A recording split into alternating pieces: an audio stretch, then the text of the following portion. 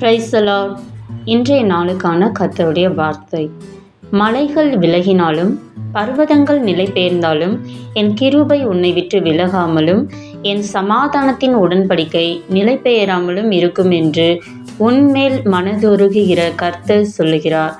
ஏசாயா 54 அதிகாரம் 10 ஆம் பிரியமானவர்களே, நாம் இந்த வசனத்தில் ஒரு 3 காரியங்களை ஆண்டவரை பற்றி நாம் அறிந்து கொள்வோம். முதல்ல, அவர் நம்மேல் வைத்திருக்கிறது மாறாத அன்பு. இந்த உலகத்தில் உள்ள சூழ்நிலைகள், அதாவது மலைகள் பர்வதங்கள் எல்லாம் மாறினாலும் ஆண்டவர் நம்மேல் வைத்த அந்த கிருபை எப்பொழுது நம்மை விட்டு போகாது. அதுதான் அவருடைய மாறாத அன்பாக இருக்கிறது. இரண்டாவது, நிலையான சமாதானம்.